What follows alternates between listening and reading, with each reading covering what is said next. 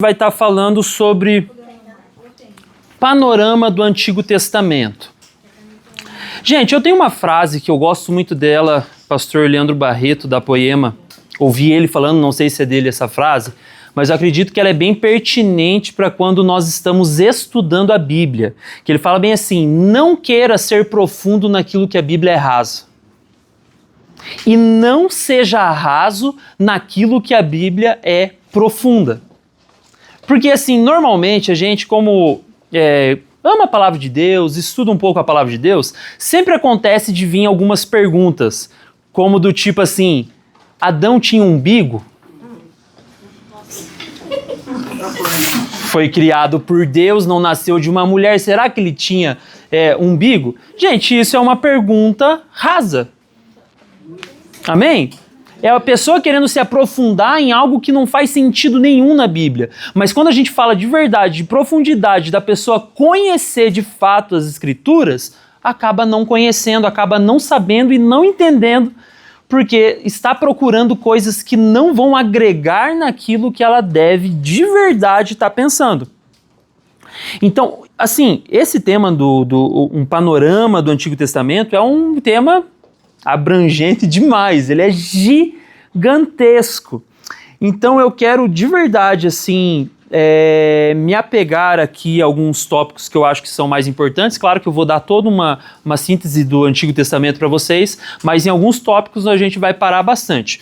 Vamos começar pensando assim, se a gente está falando de panorama do Antigo Testamento, o que é panorama? Panorama é uma visão ampla, né? Você olhar todo o Velho Testamento de maneira ampla, pegar desde o Gênesis até Malaquias e conseguir observar todo ele. Pense nisso, você precisa ter essa observação macro da Bíblia.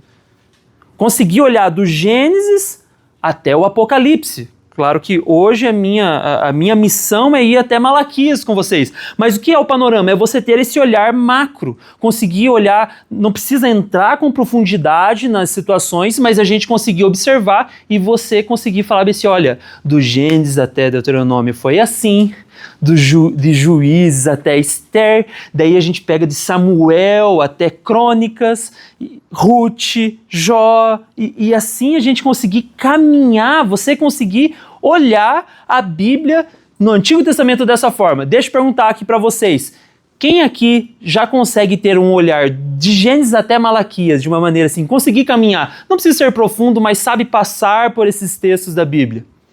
Algum de vocês? Não? Consegue? Que legal. Mais ou menos? Então, estamos no barco aqui. É legal, vamos pensar nisso. Então, para a gente começar, vamos lá. Antigo Testamento. Gente, testamento, ela tem duas origens, essa palavra. Tem uma origem aqui que a gente pode dizer que é a origem mais nova, mais contemporânea da palavra testamento, que é um documento deixado por alguém que tem posses, deixado por alguém que tem uma herança, e ele vai deixar para algumas pessoas esse documento que vai dizer, ó, para você vai tanto, para você vai tanto. No contexto bíblico, testamento não é isso, apesar que a gente pode falar que Deus nos deixou um documento onde tem uma herança, que nos tornamos filhos de Deus através do sacrifício de Jesus, e essa herança está disponível para nós, está aqui nesse documento. Amém?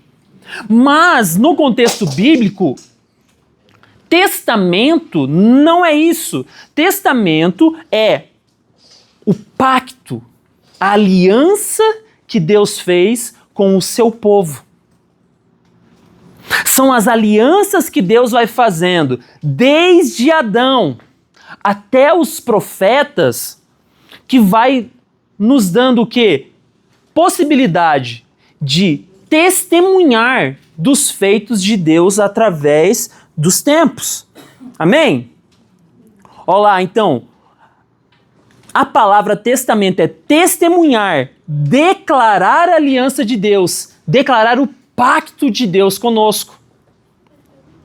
Quando nós vamos pensar nessa aliança de Deus, a gente precisa pensar que existem dois tipos de aliança. Qual aliança? A aliança condicional. O que é uma aliança condicional? Se você... É aquela aliança que a gente faz com o filho. Se você passar de ano, você ganha a bicicleta. Se você lavar a louça, você pode comer o doce. Não faz? Não. Se você fizer isso, você recebe isso. Essa é uma aliança condicional de Deus. Que ele falou, ó, sejam fiéis e vocês vão possuir a terra. Sejam fiéis e eu farei isso. Ei, não adorem outros deuses e vai acontecer aquilo. É uma aliança condicional, tem uma condição para você, para que ela não seja quebrada, tem uma condição para que ela se perpetue, tem uma condição para que ela vá até o cumprimento dela. Mas também existe uma aliança incondicional de Deus para nós. E é interessante notar, não cabe a mim hoje na nossa aula aqui falar, mas a aliança incondicional e mais poderosa que existe é a aliança através do sangue de Jesus, que é a graça de Deus, é o favor imerecido do Senhor, é a aliança mais poderosa que existe na Bíblia, que é, você não merece a salvação, mas você tem ela se você crer no Senhor Jesus de todo o teu coração. Ah, merecia um glória a Deus, gente. Nós estamos numa aula de crente, né? Por favor. Ah, por favor, é aula de crente, gente. Tem que ter uns glória a Deus aqui, que senão eu fico desesperado. Pelo amor de Deus. Deus, pelo amor de Deus. Quem nunca orou assim, né? Quem nunca orou assim? Deus, pelo amor de Deus. Então, é essas alianças que nós vamos também observar aqui dentro da nossa aula. Vamos lá. O Antigo Testamento, ele tem 39 livros.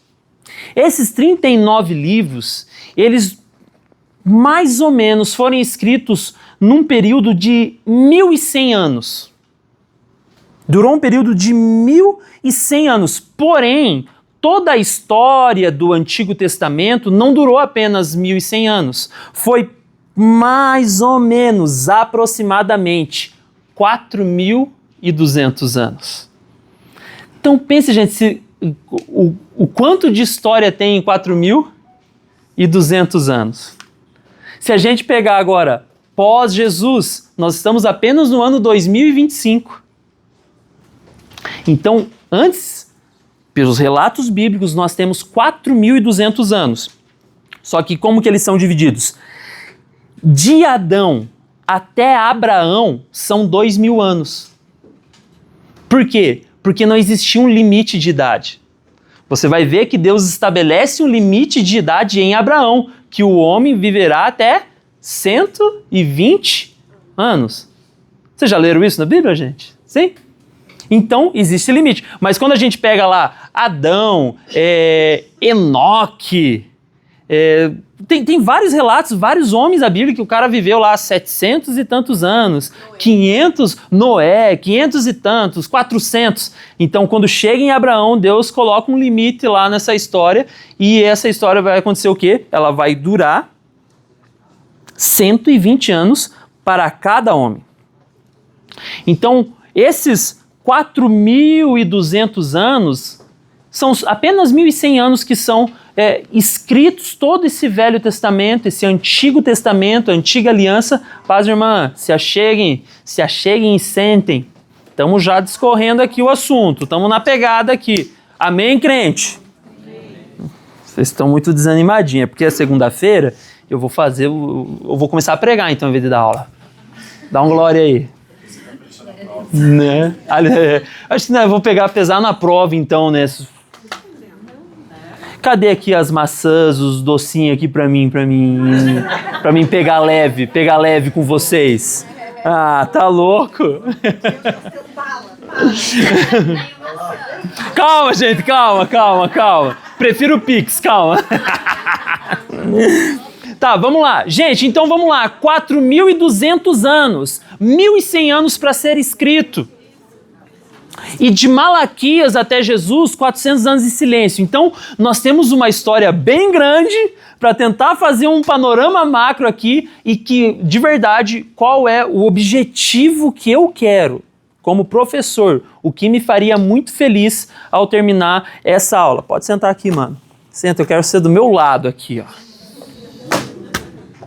Qual é o meu objetivo? Meu objetivo é que quando a gente termine essa aula aqui, você estude e você consiga, de verdade, citar isso que eu estou falando para você, sem precisar pegar uma cola, um livro, alguma coisa, porque vai ser bem simples a nossa didática aqui. Amém? Será que nós vamos conseguir isso, gente? Vamos, né? Então vamos lá. O Antigo Testamento ele é dividido em blocos. Blocos de situações, blocos de eventos que eles vão acontecendo. O primeiro bloco é o Pentateuco. É a Torá. São os livros que eles se dão como escrito por Moisés. Não existe de verdade um lugar que está escrito assim, ó, Moisés escreveu isso. Mas durante a história, todos os historiadores, eles acreditam que foi Moisés que escreveu o Pentateuco, que é Gênesis, Êxodo, Levítico, Glória. Acho que vocês estudaram isso aqui semana passada, né? Sim ou não? Acho que o pastor falou um pouquinho sobre isso ou não? Não? Falou, né? Um pouquinho, mas eu vou passar bem rápido aqui. Depois do Pentateuco, nós entramos nos livros históricos. Quais são os livros históricos? Vamos lá. Josué, Juízes, Ruth, 1ª e 2ª Samuel, 1ª e 2ª Reis, 1ª e 2ª Crônicas, Esdras, Neemias e Esther. Ótimo. Depois nós vamos entrar nos livros poéticos ou de sabedoria. Eles têm essas duas nomenclaturas, poéticos ou de sabedoria, que é Jó,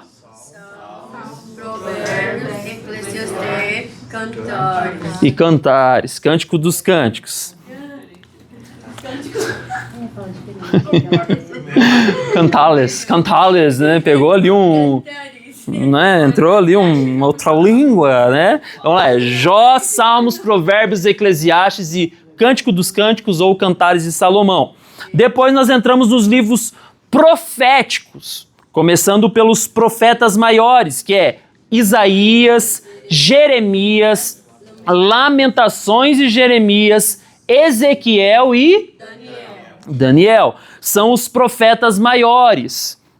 Por que são profetas maiores? Porque a obra dele é maior. Você vai pegar lá Isaías, 66 livros, Daniel, todos eles são com uma obra muito maior do que os outros. Não é uma questão que um é maior do que o outro. Não é uma questão de estatura e hierarquia. É uma questão que os livros são maiores. Depois nós entramos nos profetas menores. Esses aqui é onde o povo mais se bate. Até os profetas maiores todo mundo fala de cor.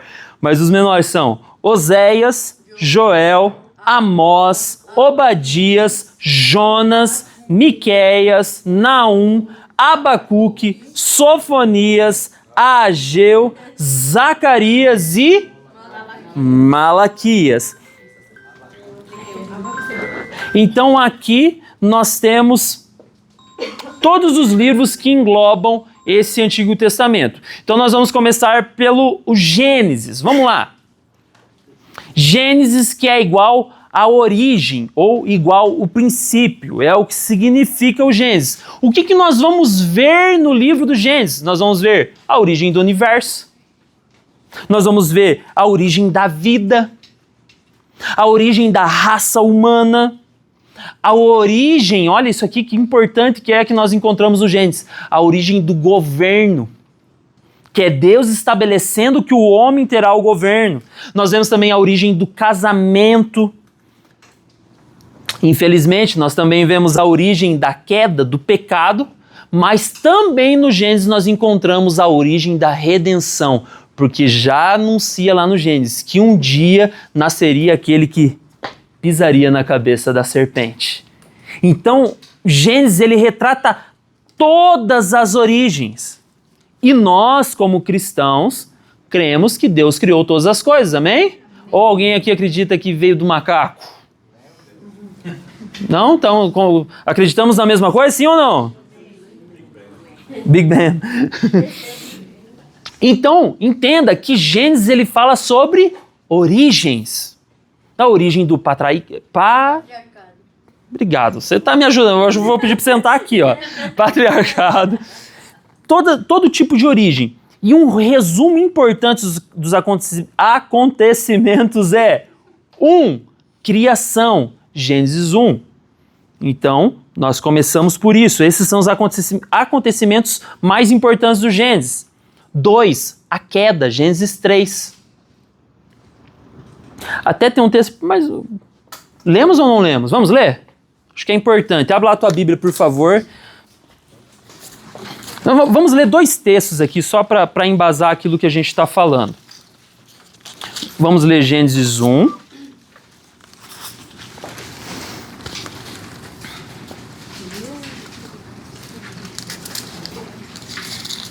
Melhor, já vamos para Gênesis 3. Pode ir para o Gênesis 3? Você vai disponibilizar esse material para os alunos? Ah, só se merecer. Vamos ver até o fim da aula se vai merecer. Eu sou assim. O Pix está escrito aqui, gente. Não, eu vou sim, só que aqui ele tá do meu jeito, né? Então eu sempre, até quando eu prego e alguém pede meu esboço da pregação, eu gosto depois de fazer ele um resumo mais sem as minhas anotações pessoais aqui, que senão ninguém entende nada. Então, Gênesis 1 fala sobre a criação e estabelece ali o governo. Falei que não ia ler, mas vamos ler. Gênesis 1, 26. Então disse, façamos o homem à nossa imagem, conforme a nossa semelhança. E aqui, olha o que Deus vai fazer. Ele vai determinar algumas coisas. Domine ele, vai dar governo para ele. Domine ele sobre os peixes do mar, sobre as aves do céu, sobre os grandes animais de toda a terra e sobre todos os pequenos animais que se movem rente ao chão. Criou Deus o homem à sua imagem, a imagem de Deus o criou. Homem e mulher os criou. 28. Deus os abençoou e lhe disse, olha aqui, ó, é uma aliança. Lembra que a gente falou sobre aliança? Que é o Antigo Testamento. Aqui no verso 28, é a aliança que Deus está fazendo com o homem. Olha o que ele está falando. Abençoou eles. Disse para eles, dentro dessa aliança, sejam férteis. Multipliquem-se. Encham e subjuguem. Algumas versões vão falar, encham e governem a terra. Daí ele vai repetir, dominem sobre os peixes do mar, sobre as aves do céu e sobre todos os animais que se movem pela terra. O que ele está fazendo aqui? Obrigado, Pablo. O que ele está fazendo aqui? Uma aliança, um pacto ao criar o homem. Vocês vão poder fazer isso, porque eu estou abençoando vocês para fazer isso. Mas, porém, a gente já para aqui no capítulo 3, que é a queda. Capítulo 3, verso 1. Ora, a serpente era o mais astuto de todos os animais selvagens que o Senhor tinha feito. E ela perguntou à mulher, foi isto mesmo que Deus disse? Não comam de nenhum fruto da árvore do jardim? Respondeu a mulher à serpente, podemos comer do fruto, todos os frutos da árvore do jardim. Mas Deus disse, não comam do fruto da árvore que está no meio do jardim, nem toque nele. Do contrário, vocês morrerão. Aliança condicional. Se vocês fizerem isso, tudo vai dar certo. Mas se vocês fizerem o que eu estou falando para não fazer, tudo vai dar errado. Verso 4. Disse a serpente à mulher, certamente não morrerão. Deus sabe que no dia em que deles comerem, seus olhos se abrirão e vocês, como Deus, serão conhecedores do bem e do mal. Gente, olha que interessante que a serpente mentiu para a mulher? Ela não mentiu. Em nenhum momento ela não mentiu. Era verdade mesmo. Se vocês comer, os olhos de vocês vão ser abertos. O que aconteceu? Eles viram que estavam nus. E eles começaram a conhecer o bem e o mal. Ela não mentiu para eles. Então, gente, nem toda verdade é uma verdade que você precisa viver. É melhor obedecer a Deus. Amém?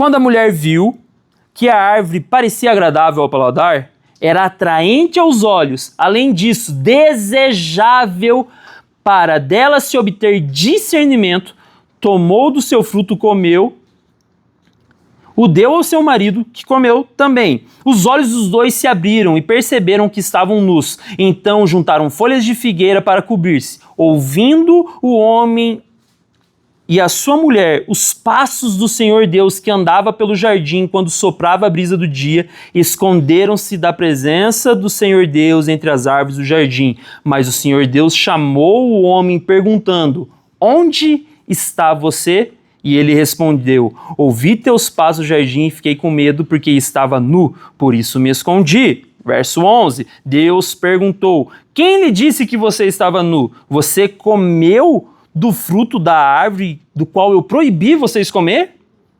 Disse o homem: foi a mulher que me deste, por companheira que me deu do fruto da árvore e eu comi. O Senhor Deus perguntou então à mulher: que foi que você fez? Deus, pelo amor de Deus.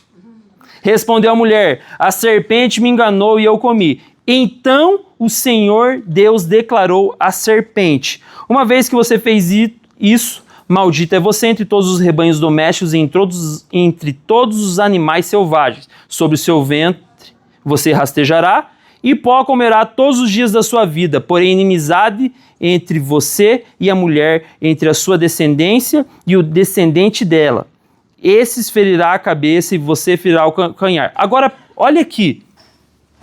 Nós falamos, eu corri aqui para a gente chegar nesse ponto aqui importante, do verso 16. No verso 1, nós começamos falando ali, né, ou melhor, no capítulo 1, nós falamos sobre a aliança que Deus fez ali com ele, sobre frutificar, multiplicar e governar. Amém? Eles pecaram. Aqui vem uma nova aliança. Existe uma aliança também na queda. Por quê? Porque Deus teve que ressignificar aquilo que ele falou por causa da desobediência. E o verso 16 começa a dizer: olha qual é a nova aliança que Deus faz com eles. A mulher, ele declarou. Quem declarou? Deus. Multiplicarei grandemente o seu sofrimento na gravidez. Com sofrimento você dará à luz a filhos. Olha que interessante isso aqui. Seu desejo será para o seu marido e ele a dominará. O que nos dá a entender aqui nesse finalzinho? O seu desejo será para o seu marido e ele o dominará. Por causa da mulher ter feito isso, de ir até o fruto, dela ter sido a responsável, o homem também pecou. Mas por causa da mulher, de Eva ter feito isso, Deus retirou dela todo o governo. Olha que importante isso, porque na história nós não vamos ver mais a mulher possuindo governo. Nós não vemos numa questão espiritual de Deus. Maria vai lá e concebe Jesus, mas ela não tem governo, o governo está sobre José. Tanto é que José é da tribo de Judá, quando nós vemos toda a genealogia. Olha aqui a aliança que Deus está fazendo sobre a mulher. O seu desejo será sobre o seu... Quer dizer o quê? A mulher, se ela quer governar, ela precisa chegar no marido e falar: marido, eu quero fazer tal coisa. E o marido governa nesse sentido. É forte, sim ou não, gente? Agora o 17. E ao homem declarou. Por quê? Porque o homem também pecou. Foi induzido, ele poderia falar: não, se lasque você, mulher, né? Mas ele vai lá e também come. E ao homem declarou: visto que você deu ouvidos à sua mulher e comeu do fruto da árvore, do qual eu lhe ordenei que não comesse, maldita é a terra por sua causa. Deus amaldiçoou a terra. O que eu imagino aqui? Agora eu estou viajando, gente. Depois você corta lá, tá? Isso aqui é viagem pessoal. Nós estamos num lugar aqui que eu posso viajar, né, gente? Lá no púlpito é coisa que eu não falo. Estou falando aqui numa sala de aula para vocês. Qual é a minha viagem pessoal aqui? Eu acredito que Adão não precisava nem trabalhar, gente. Eu acho que a grama ficava curtinha, no tamanho certo. A árvore dava o fruto lá, ele só ia lá e opa, se pá. Ó, se pá é linguagem, né, dos manos. Se pá, ele nem precisava de estações. No inverno tinha laranja, no verão tinha laranja, na primavera tinha laranja. Se pá, não sabemos. Mas o que dá para entender aqui, Deus amaldiçoou a terra. O que o cara vai precisar fazer? Vai ter que pôr adubo. Vai ter que aprender a trabalhar com uma terra que o próprio Deus... Faz sentido a minha viagem, né? Que faz? Sim. Mas é viagem pessoal, gente. Então, corta de lá, né? Por favor. Vai lá. Na verdade, o trabalho ele foi pesado depois do pecado. Antes, o trabalho não era pesado. Porque Deus, quando plantou o homem no jardim, ele disse, lavrai a terra. Então, tinha trabalho. Tinha trabalho. Só que o trabalho não era pesado. Por isso que a Bíblia fala assim, do suor do seu rosto comerás o pão. Porque quando ele plantava, ele lavrava a terra, a planta, ela crescia no seu 100%. Depois do pecado, não. Porque quando Deus amaldiçoou a terra, né, ele trouxe a maldição e a terra começou a produzir espinhos que não existiam, começou a produzir coisas que não era... Perfeitamente. E é o próprio texto que ele vai dizer isso. Que é, se a gente continuar aqui, ó, quer ver? Ó, visto que a mulher deu... Maldita a terra por sua causa. Com sofrimento você se alimentará dela todos os dias da sua vida. E lhes dará espinhos, ervas daninhas. E você terá que alimentar-se das plantas do campo. Com o suor do seu rosto você comerá o seu pão até que volte à terra. Visto que dela foi tirado, porque você é o pó e pro pó voltará. Na verdade, não é uma viagem, você está falando aquilo que acontecia. É que eu vou um pouquinho mais longe do que está escrito aqui, por isso que eu digo que é viagem. Ele só teve trabalho depois do pecado. Olha que interessante, quando a gente vai pegar, isso aqui é extra da aula aqui, que você falando me fez lembrar de algo aqui bem interessante. Quando a gente vai falar sobre adoração na Bíblia, sou da adoração, gente, então é o que eu mais estudo. Existem 5.000 palavras, na verdade são mais, é 5.023, se eu não me engano, ou 27, palavras para adoração. 5.000 palavras. E a primeira palavra encontrada na Bíblia sobre adoração é a palavra avodá. E sabe o que significa avodá? Trabalho. Se prostrar é prosquineos. Avodá significa trabalho. Então a primeira menção à adoração na Bíblia é no Gênesis, é com Adão e é o quê? Trabalhar. Então quando a gente trabalha, a gente também adora a Deus. Amém? Amém.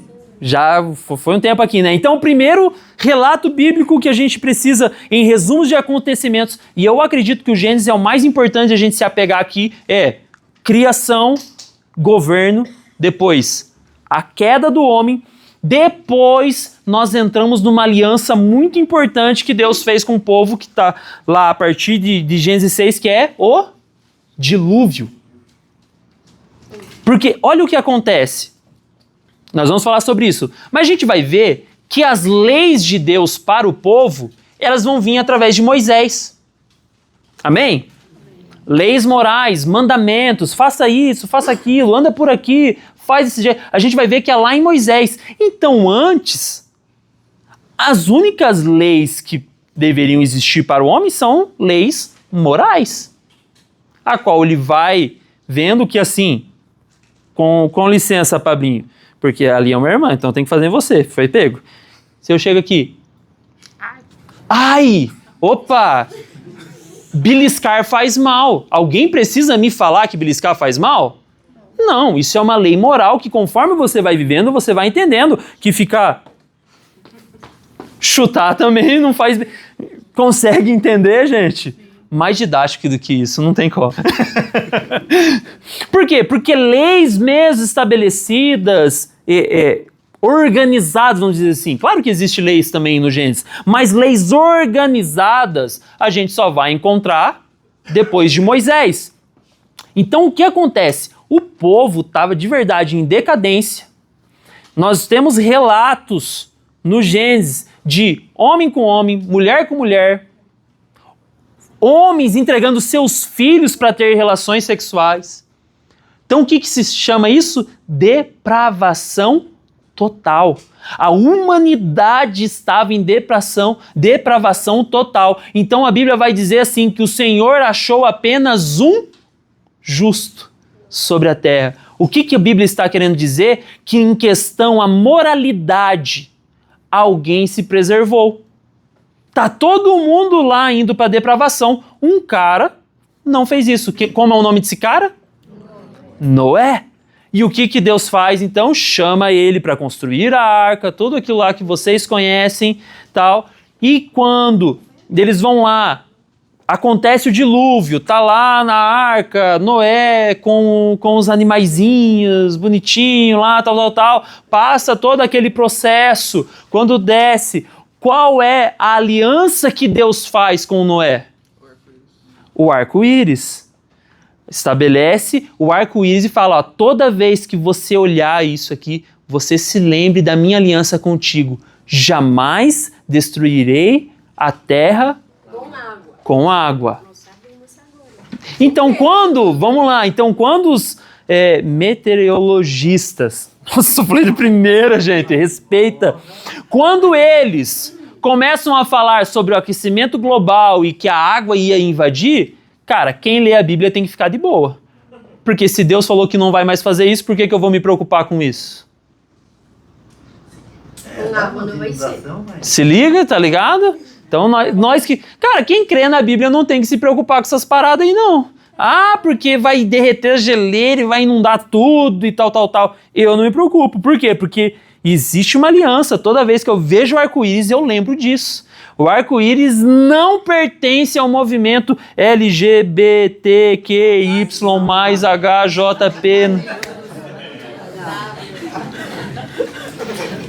Porque, gente, alguns dias atrás houve uma polêmica que a Ana Paula Valadão falou que a Igreja Deus e Amor tinha que fazer uma nova logo por causa do arco-íris. Eu falei, ô minha filha, pô, eu acredito na tua teologia, eu acredito que você tem Bíblia lá na sua igreja lá.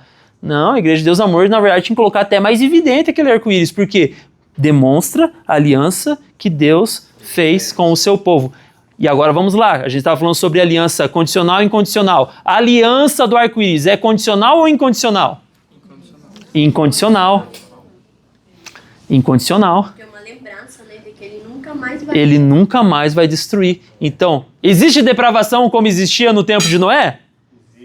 Existia. Só que Deus é fiel à sua própria palavra. Se ele falou que não vai destruir, ele não vai destruir. Amém? Um próximo evento importante, um acontecimento importante, aqui não existe uma aliança de Deus, mas é um marco na história, é Babel, Gênesis 11. Onde nós vemos lá o povo se unindo, querendo construir uma torre. Existe até escritos extra-bíblicos que contam uma história bem interessante, acho que é Nimrod o nome do cara lá, que era o líder. A Bíblia vai falar que Nimrod era o líder mesmo desse povo, mas existem documentos extras bíblicos contando sobre como era endemoniado esse cara, como esse cara era de verdade perturbado por demônios, como era a vida dele. E o que acontece? Deus vai lá e faz a separação das línguas. Então, vamos lá, gente, olha como que isso aqui é importante. Porque se hoje você pegar aqui, a gente está falando sobre o nosso contexto. Nós somos... vamos lá, vamos voltar um pouquinho na história aqui. Acontece lá, né, depois de Pedro tal, e vai indo na história, a Igreja Católica se levanta, é muito forte, daí vem Lutero, acontece, vem os anabatistas, mais forte até mesmo que Lutero, acontece todo aquele movimento protestante, e vamos caminhando, e vem até aqui, e chega até nós, e nós somos evangelizados um pouco pelos americanos, e todas aquelas coisas, legal, amém? Mas agora pense se a gente for lá na China hoje. Na China também deve existir alguns, você vai lá pegar o mandarim, existe de verdade, né, a história deles e a maneira com que eles conheceram o mundo. A forma deles enxergar o mundo, que eu não quero nem ficar entrando nos assuntos. Você vai pegar na Índia, hoje, até mesmo a Europa, que foi, né, o palco de toda a questão de evangelização, hoje a Europa também tem outras ideias diferentes daquelas que nós temos. Mas quando nós pegamos a Bíblia, nós entendemos que foi em Babel que tudo começou a globalizar. Aí um povo para lá, outro povo aqui. Então por isso que o Gênesis, ele é muito importante. Eu tenho até que horas? Até meia-noite? Não vou até meia-noite. Eu sei que tinha um intervalo, algo assim que vocês propõem. 15 para as 9, intervalo. Se vocês quiserem, até direto. O que vocês acham, gente? Podemos ir até umas 9h30, talvez, se eu tiver assunto aqui? Não sei. Né? Vocês acham melhor? Tá aquele pau assim? É vocês que mandam? É eles que mandam, né? Vai que é você que manda, né? Vai que eu tô aqui, ó. Não quero criar contenda entre os irmãos aqui. Amém? Então nós temos esse marco extremamente importante na história. Vamos lá, só para recapitular. Criação, queda, aliança de Deus com Noé e a gente chega em Babel, que globalizamos tudo. Amém? Agora, após globalizar, nós vamos entrar no período patriarcado, que é, a gente vai começar a falar sobre Abraão, Isaac, Israel e José. Deixa eu fazer uma pergunta para você. Sabe que lá no... Alá é Deus hindu. Que Alá... Sabe que Alá... Calma aí, eu estou sem livro em português. Lá no livro de Atos, sabe quando as línguas estavam naquela quantidade de idiomas, né? Que havia fala, o medo, os parsos. Será que foram as mesmas línguas do Babel? Não quer dizer. São línguas, porque o que acontece? Separação dos primeiros idiomas. Eu entendi o que você quer. Eu acredito, agora é pessoal. Para mim, Babel é globalização. Então eu acredito que de lá saiu diversas línguas. Não digo todas, mas diversas línguas, para mim, pessoalmente, saíram dali. Não existe um estudo que fala assim, que foi ali e saiu inglês, português e espanhol. Não existe esse tipo de estudo, mas eu acredito pessoalmente. Porque para chegar ao ponto deles não entenderem nada mesmo que um estava dizendo, tem que ser uma língua muito diferente uma da outra. Concorda comigo? Então, por isso que eu acredito que não é só uma região ali vizinha. Porque o que acontece? Em Jerusalém, os períodos, as 3 principais festas, sempre vinha visitantes de outras, dos arredores ali. Então, eu acredito que não é nesse sentido. Então, olha... Oi, esposa? Dá uma baixadinha no ar. Tá muito frio ali, né? Que só fica num cantinho frio, outro quente. O que você é? Cadê o controle, gente, do ar? Ah, ele foi buscar? Foi buscar? Ele foi lá buscar o controle. Então, gente, vocês perceberam aqui, ó, só para vocês lembrarem daquilo que eu tinha falado antes.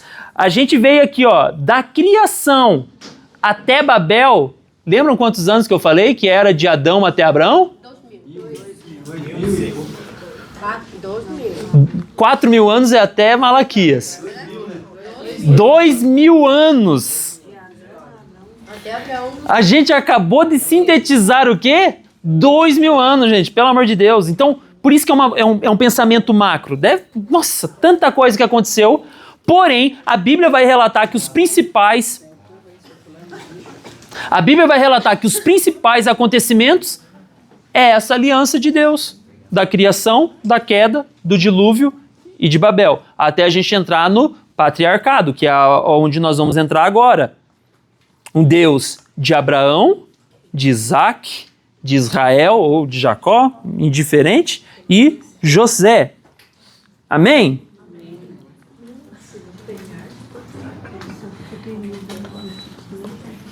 E vamos lá. Então, como a gente está falando, Velho Testamento, eu vou enfatizar isso porque isso aqui precisa ficar gravado. Velho Testamento é o quê? É uma aliança de Deus com o povo.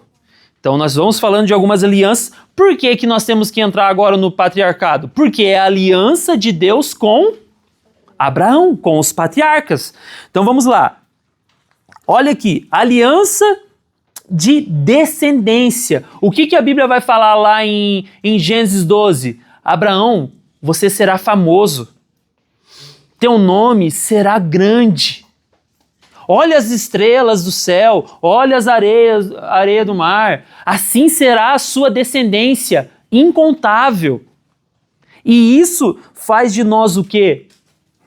Filhos de Abraão. Sim ou não? Sim, de uma maneira metafórica, sim, porque na verdade nós somos filhos de Deus através do sangue de Jesus. Mas metaforicamente, pensando no contexto de religião, sim. Gente, Abraão é tão importante na história, porque através de Abraão, eu acabei de falar aqui para vocês falaram que sim, nós somos filhos de Abraão, amém? O que nós somos? Cristãos. Então nós estamos dizendo que na religião cristã, nós somos filhos de Abraão. Se você pegar no judaísmo, o que eles vão dizer? Que são filhos. Abraão foi o pai das nações. Pais das nações. E daí, vamos lá, no islamismo. Islamismo, isso mesmo. Lá, Abraão também é considerado pai. Então, Abraão é pai das nações. Por quê? Porque é a aliança que Deus fez com ele e garante. Olha que interessante aqui. Isso está até no material de apoio que o Márcio me passou, acredito que vocês vão receber ele. Segundo Nicodemos Lopes, essa passagem não é apenas o início da jornada de Abraão, mas também simboliza o início do plano redentor de Deus para a humanidade. Também acredito nisso.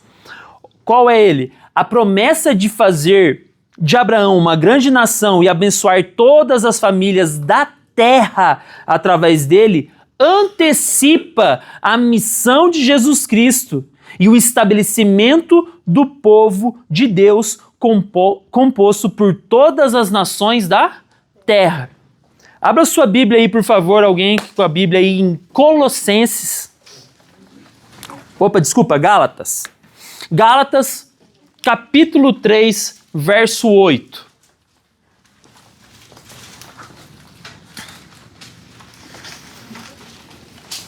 A Bíblia dele é maior, é mais difícil de achar. Gálatas 3, 8. Quem achou pode ler. Provendo a Escritura que Deus justificaria os gentios pela fé. Espera um pouquinho, ó. Prevendo, quer dizer o quê? As Escrituras já estavam mostrando algo. Que Deus justificaria quem? Os gentios pela fé. Quem são os gentios na Bíblia? Somos nós, amém? Então a Bíblia, prevendo a Bíblia, que Deus nos justificaria, porque nós não somos judeus, gente. A gente não tem raízes judaicas. Aqui a gente tem índio, alemão, sei lá. É uma mistura muito louca, né? Eu nem lembro qual que é a minha mistura, acho que é de espanhol com índio, um negócio assim, da minha família. Índio bugre, alguma coisa assim, né? Então vamos lá. Prevendo as Escrituras que Deus justificaria a gente que não é parte do povo judeu. Pela fé, o que ele fez? Anunciou. Pode ir, por favor. Anunciou primeiro o evangelho a Abraão. Por meio de você, todas as nações serão abençoadas. Você já tinha pensado nisso? Porque a gente sempre vincula evangelho a Jesus. Olha o que Paulo está falando aos Gálatas aqui. Que o evangelho foi primeiro anunciado a quem? A Abraão. Porque o que significa evangelho? Uma boa nova, uma notícia top, uma notícia legal. E qual era a notícia aqui para Abraão? Todos aqueles que se vincularem a você, um dia serão vinculados a Jesus Cristo. Todos os que se vincularem a você podem ser vinculados a Jesus Cristo.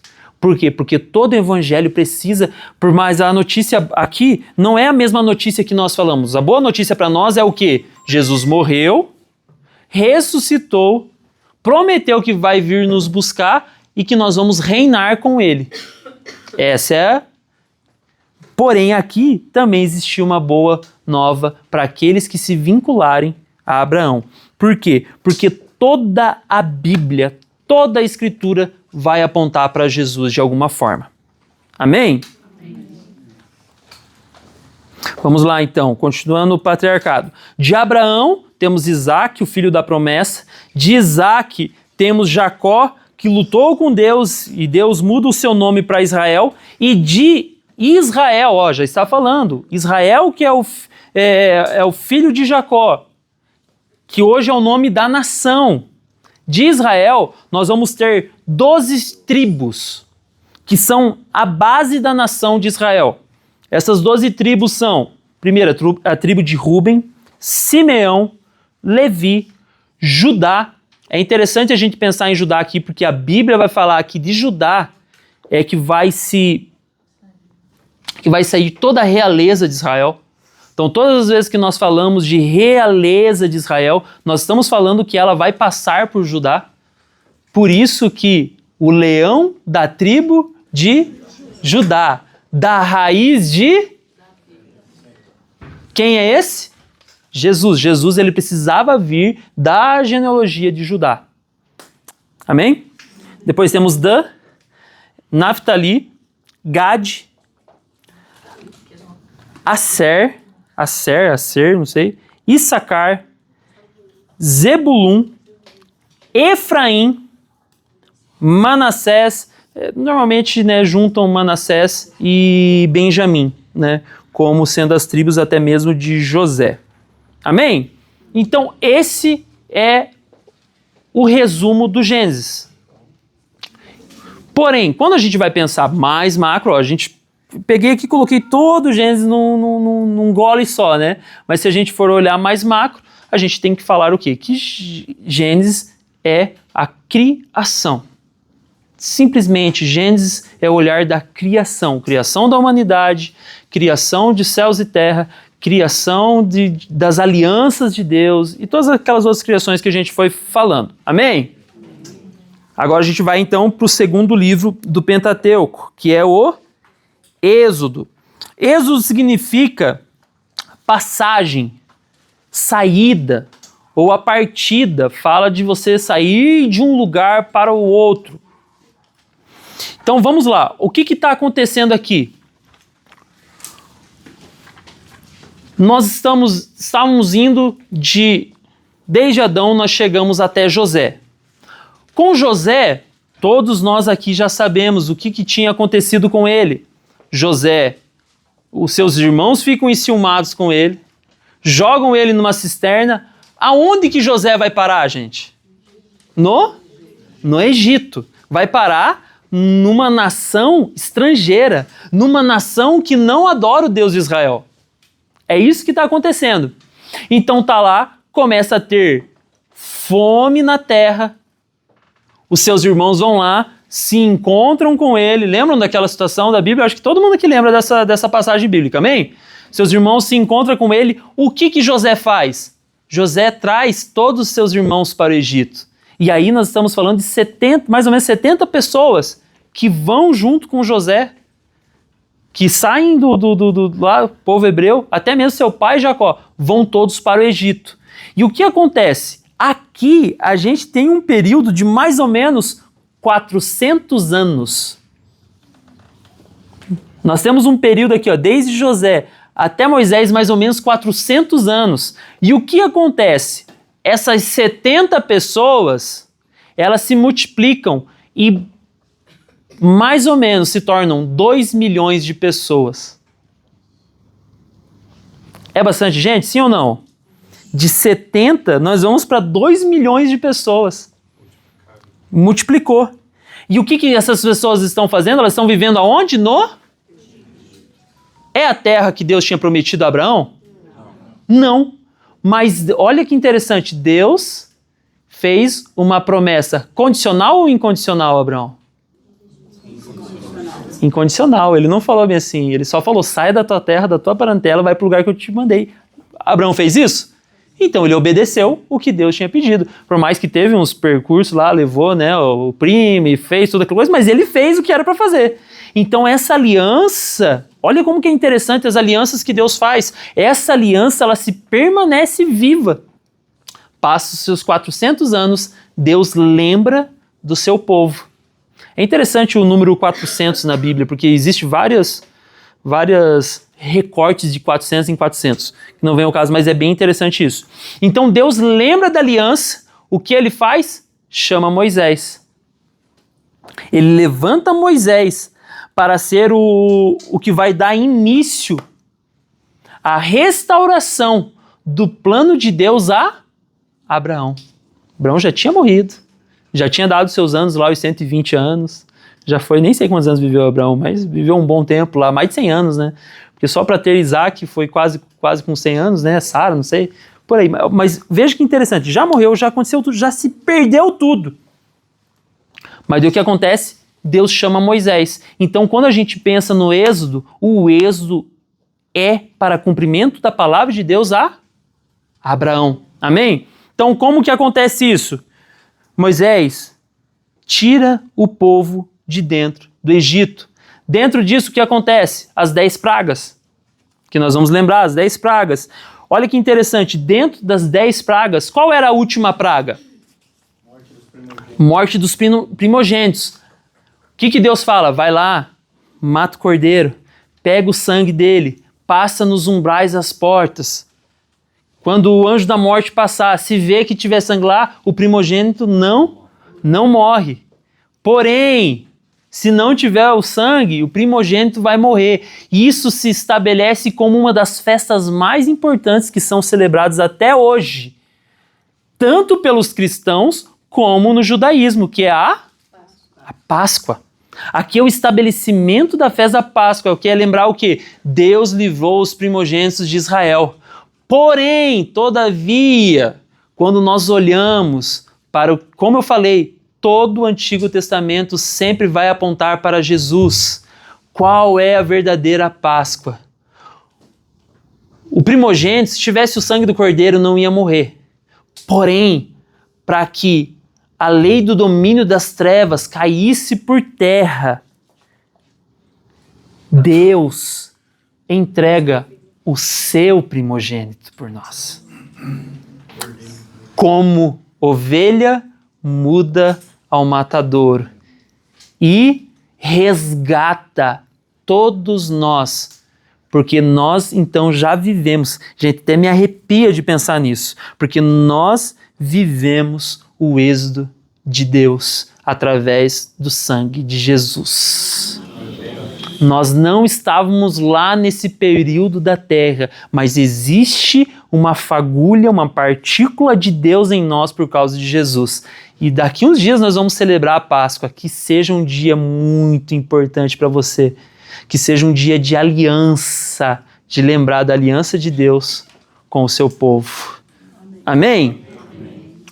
É importante isso, sim ou não? Sim. É importante demais, cara, a gente olhar nesse panorama do Antigo Testamento. Vamos lá. Então acontece isso. Moisés vai lá com todo o povo, sai, Mar Vermelho, aquele negócio que a gente conhece, top demais, toda aquela história importante. Porém, dentro do processo que eles precisavam ir, para ir até a terra que Deus prometeu a Abraão, acontece algo que é muito importante, é travado na história, que hoje eu e você precisamos viver e não conseguimos viver. Nós entramos no Êxodo 19, para mim um dos textos mais importantes da Bíblia. O que Êxodo 19 vai dizer? É Deus buscando se apresentar ao povo. Deus tinha o seu representante Moisés. Em Êxodo 19 nós vamos ver que Deus deseja se apresentar ao seu povo. Ele vai falar lá, olha, eu tirei vocês do Egito como em asas de águias. E eu quero, a Bíblia vai falar bem assim, que Deus ele tem o desejo, ele olha para o povo e fala bem assim, eu quero que vocês sejam para mim o meu tesouro particular. Meu tesouro pessoal e particular. eu quero fazer de vocês uma nação de sacerdotes e profetas. Nós vamos ver Pedro falando no Novo Testamento, né? Sacerdotes, reis e profetas. Porém, ali no Êxodo a gente vai só encontrar uma nação de sacerdotes e profetas. O que nós estamos vendo aqui? Que o Êxodo, além de relatar a saída do povo até um lugar, ele também é importantíssimo em dizer que Deus deseja se apresentar ao seu povo. Porém, a gente vai ver lá, se eu não me engano, capítulo 30 ou capítulo 32, dentro dos capítulos 30, nós vamos ver que o povo, ele foge, ele não quer, o monte fumega, acontece tantas coisas e o povo fala, eu não estou com medo, fala com Moisés. E de verdade, isso acontece até os dias atuais. Muitas pessoas procuram um Moisés para representar Deus para eles, mas Deus ainda continua procurando aqueles que querem se esconder no quartinho, que nem o pastor falou domingo, e querem ouvir os oráculos de Deus. Amém? Amém. Então tem que dar aula e pregar um pouquinho, né? Pode ser assim, né? Pô, é legal, gente. Vamos lá, né? Ó, dá para dar um glória então, crente?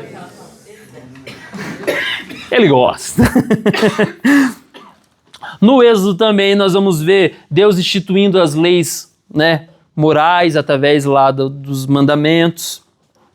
E nós vamos ver, né, Deus buscando levar o seu povo até a sua terra, a prometida Canaã. Amém? Agora nós entramos no livro de Levítico. O que é Levítico? Levítico significa o livro das leis litúrgicas.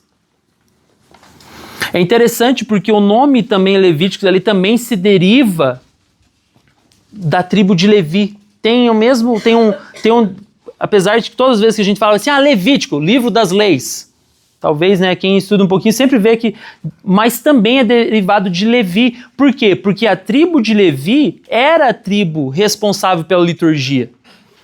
Os levitas eram os responsáveis pela liturgia, eram os responsáveis dentro do sacerdócio que Deus vai instituir também ali com Arão. Os levitas eram os responsáveis em pegar as partes ruins, as vísceras, como que fala aquele negócio tudo coisadinho, né? As partes ruins dos animais. É vísceras mesmo, né? Eu estou tentando buscar outro nome, mas os levitas eram responsáveis de pegar toda... As tripas! É isso que eu queria, gente. Entranhas! Eu queria tripa mesmo, gente. As tripas, né?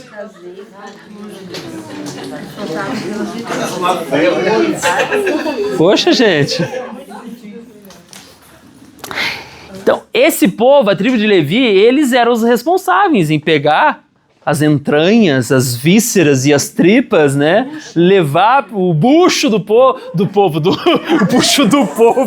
o bucho dos animais e levar para fora do arraial, porque Deus não queria isso, Deus queria a gordura, né? Então, para os irmãos mais gordinhos, né? Vale lembrar lá que no Antigo Testamento Deus se agradava da gordura. Né? Agora só querem músculos. Só querem músculos. Se Deus quer gordura, é isso que eu vou dar pra ele, gente. Tá maluco? Deus se agrada muito de você. Ai, que dor! Nunca mais ele vai emagrecer. Vamos ficar aqui, né? Vamos ficar aqui com a Bíblia, né? Então é um livro litúrgico. Ele fala muito sobre as leis. Claro que também fala principalmente sobre leis para o povo num contexto geral, mas ele também é muito direcionado a levitas, ele é direcionado a esse povo. E hoje, para nós, pastor, eu quero estudar o livro de Levíticos. Isso o Nicodemos, como que é? Augusto Nicodemos Lopes, acho que é o nome dele, né? O pastor presbiteriano. Ele sempre... É Augusto Nicodemos, né? Eu lembro que ele sempre aconselha a você ler Levítico junto com o livro de Hebreus. Ele fala, se você hoje vive uma nova aliança com Jesus, você tem que ler Levíticos junto com Hebreus, porque um complementa o outro. Né? Levíticos fala sobre as leis, Hebreus vai falar sobre uma terceira geração, logo após Jesus ali, uns jovens que eles queriam voltar a fazer rituais, a qual Jesus falou que já não precisava mais pelo seu sangue. Então por isso que nós precisamos ler os dois juntos, porque senão você vai querer voltar a fazer coisas que Deus não quer. E tem gente que quer fazer isso dentro da igreja, quer pegar o livro de Levítico e quer trazer à tona.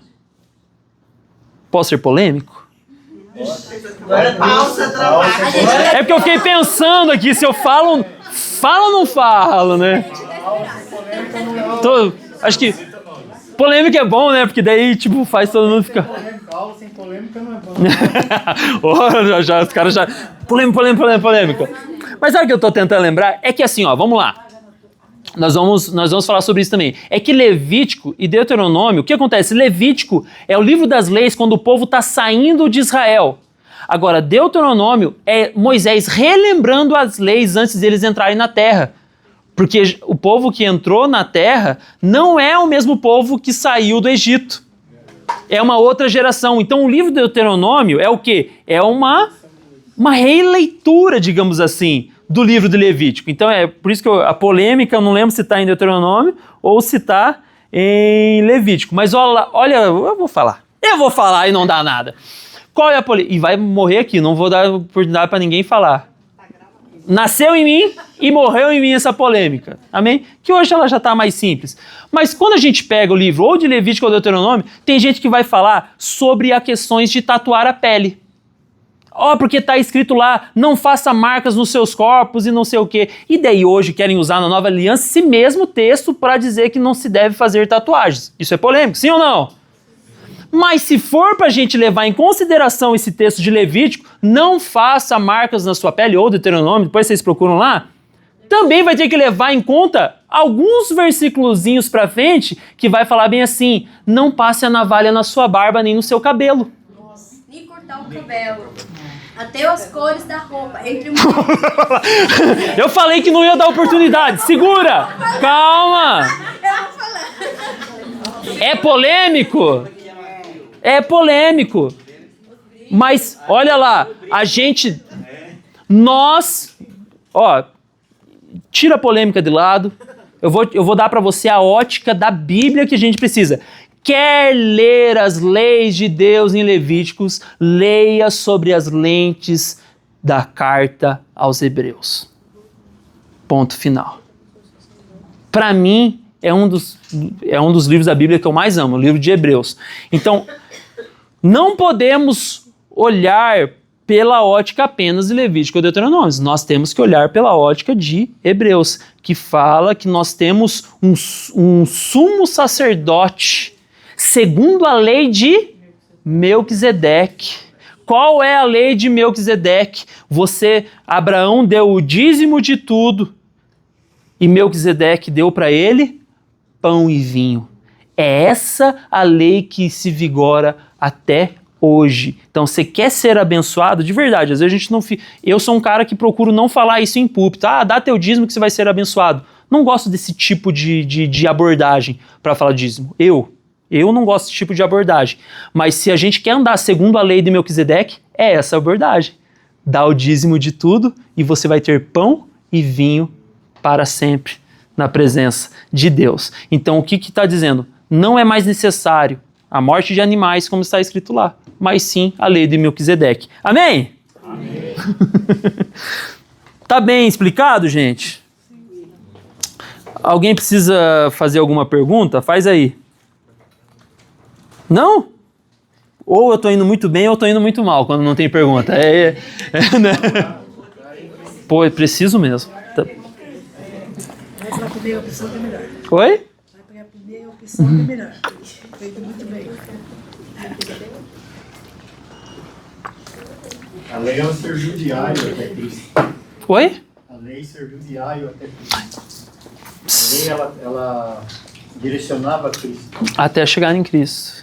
E por visto, Romanos 8:3, e por ver que a lei estava enfraquecida, a lei da carne estava enfraquecida. Jesus, pelo seu sangue, estabeleceu a lei do Espírito, a graça de Deus, que faz de nós filhos por adoção, a qual podemos clamar, Abba, Pai. Ó.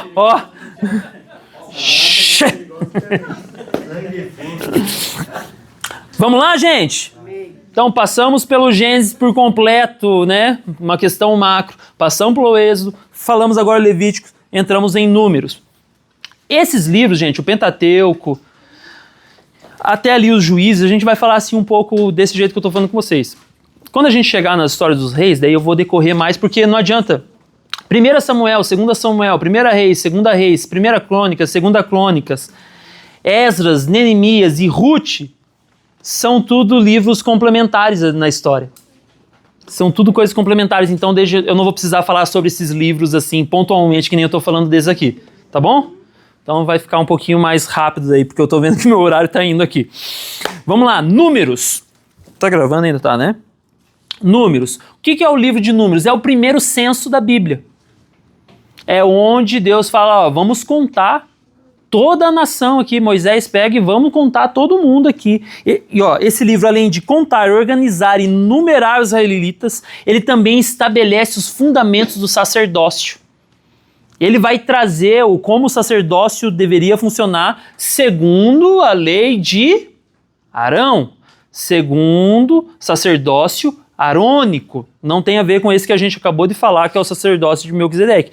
Mas ele também é super importante, a gente deve levar em consideração, principalmente o texto que vai falar que nós devemos levar todos os dias lenha nova ao altar, tirar as cinzas, porque o altar não pode parar de queimar. Esse altar não é mais um altar de sacrifício de animais, esse altar é a nossa vida, eu e você, que está lá em Romanos 12:1. Portanto, rogo-vos, irmãos, pela compaixão de Deus, que apresenteis os vossos corpos como um sacrifício vivo, santo e agradável a Deus, que é o vosso culto. Então é isso que a Bíblia está dizendo. Não precisamos mais do sacrifício de animais e levar lenha lá para queimar o animal. O animal que tem que queimar é você. Queima. A palavra sacrifício, que é o holocausto, no original é queimado por inteiro. Uau, que tremendo isso, hein? No original. Como que é? O holocausto no original é? Queimado por inteiro. Nada pode ficar de fora, tem que queimar por inteiro. Então, queima vaso de barro. Amém? Então, o livro de Números é isso, ele relata esses números, mas ele também estabelece o sacerdócio. E olha que interessante, ele vai retratar a jornada de Israel durante os 40 anos do deserto. 40 anos que poderiam ser em mais ou menos 40 dias. Que interessante, porque daí a Bíblia vai falar que para Deus 1000 anos é como um dia é como 1000 anos. Então quer dizer o quê? Que dentro da história, Deus organiza as coisas da maneira que Ele deseja, né? Se você pegar, tem historiadores que falam que esse percurso de 40 anos foi Israel girando,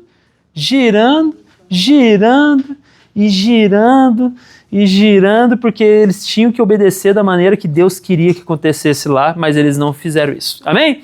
Vamos lá, Deuteronômio significa segundo a lei, ou repetição, aquilo que a gente já falou, né? É repetição da lei para aqueles que não tinham visto o que Deus fez. Porque tinha uma nação inteira que não viu o mar se abrindo, não viu muitos dos milagres que estavam acontecendo. Tinha uma nação inteira. Eu acho que é Monte Nob. É Monte Nob, né? O monte que dá para ver a terra de Canaã. É um monte lá, gente. Né? Mas o que acontece? Esse relato aqui, Deuteronômio, era de uma nação inteira que estava...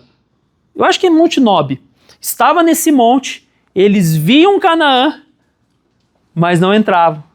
Por isso que vai acontecer lá o texto icônico de Números 11, 12 ou 13, que Moisés manda os espias, 12 espias, daí volta. Isso aqui é nesse mesmo contexto aqui. Eles estão o quê? Estão observando a terra, mas estão faltando coragem para ir lá.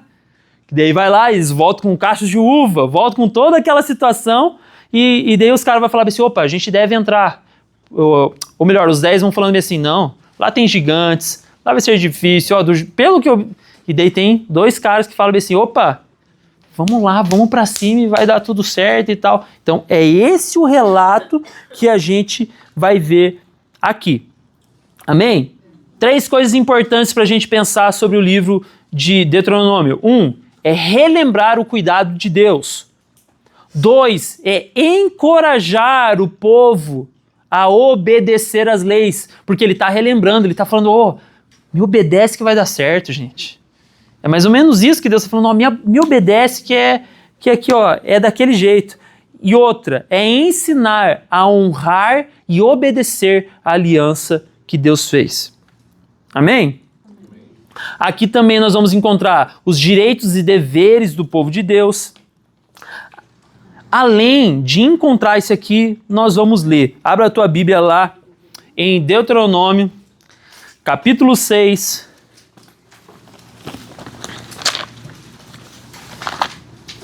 Deuteronômio 6. Gente, esse texto aqui, até o dia que estava o pastor Cris aqui do Filhos do Homem, ele pregou em cima desse texto. E não é porque ele falou, esse texto é de verdade considerado o principal texto da Bíblia. Lembre disso, nós estamos falando, dá até para ir na prova esse, né? Qual é o principal texto da Bíblia? Deuteronômio 6, do verso 4 em diante, diz assim a Santa Escritura, a palavra de Deus. Ouça, ó Israel, o Senhor, o nosso Deus, é o único Senhor, não existe outro Senhor, amém? Verso 5, ame o Senhor Deus de todo o seu coração, de toda a sua alma e de todas as suas forças. Que todas essas palavras que hoje lhe ordeno estejam em seu coração. Ensine-as com persistência aos seus filhos. Converse sobre elas quando estiver sentado em casa, quando estiver andando pelo caminho, quando se deitar e quando se levantar.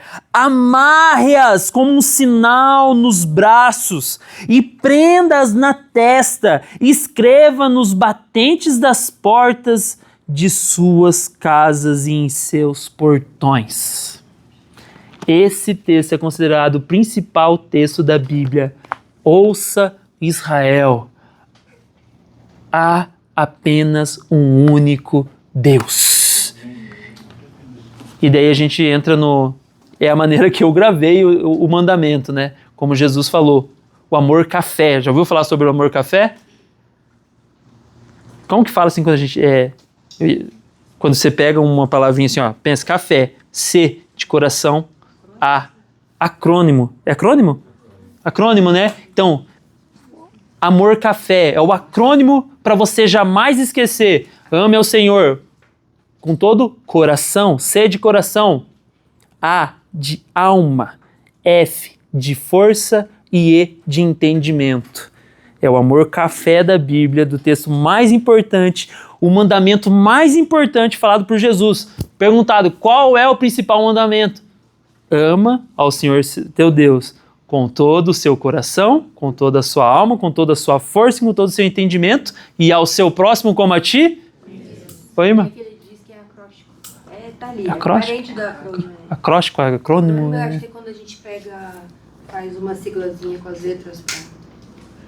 Como se fosse uma abreviação. Ah, interessante. Acrônimo e acróstico. É? Amém. Amém, gente? Então terminamos, para a glória de Deus, o Pentateuco. Amém? Falta só faltam mais 34, né? 34. São 39? São 34. Exata, sou de exatas, sou nada. Tá maluco? Falta 34 só, mas aqui vai ser mais rápido, amém, gente? Vamos lá. Então nós entramos no livro de Josué. O que é Josué? Ele relata ali aqueles 7 anos que eles demoram para conquistar a terra em parcialidade. Isso é importante dizer. Eles conquistam a terra, mas não conquistam por inteiro. Você vai ver esse relato em Josué. Por que que eles não conquistam ela por inteiro? Porque eles não cumpriram a vontade de Deus na divisão da terra entre as tribos. Oi? Eles não cumpriram totalmente a vontade de Deus, porque qual era a vontade de Deus?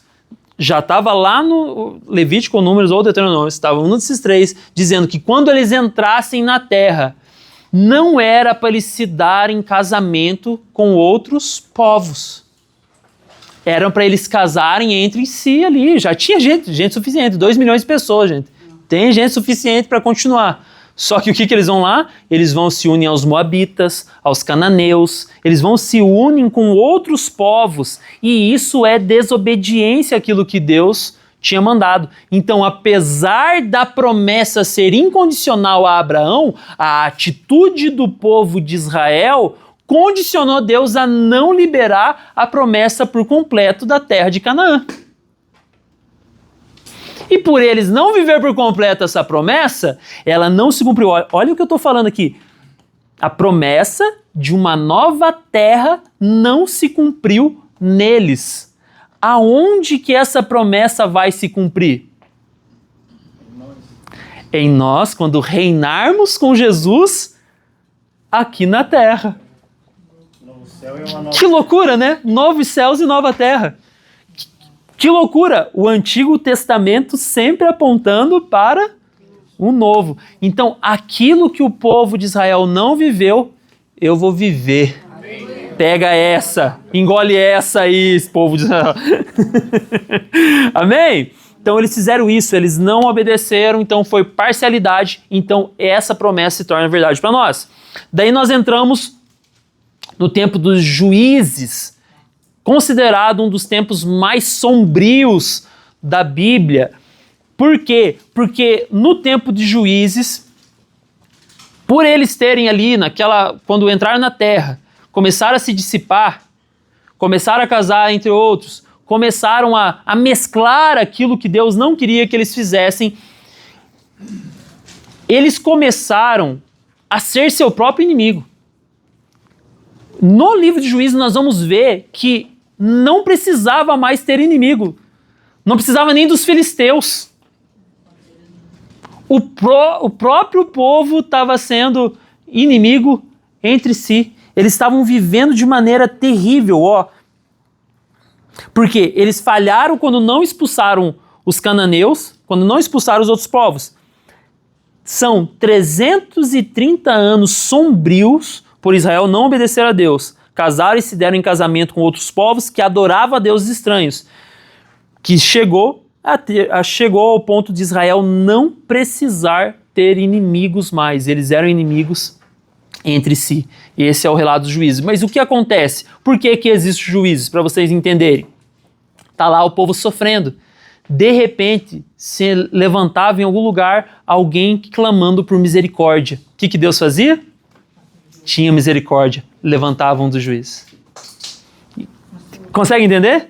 Então, um pequeno grito de misericórdia era o suficiente para, mesmo naquele tempo sombrio, Deus levantar homens para julgar, para Deus ter misericórdia do povo através desses juízes. Amém? Nós entramos agora em Ruth.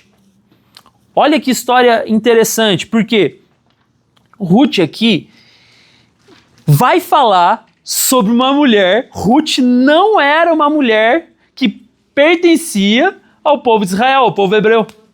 Ruth era uma moabita.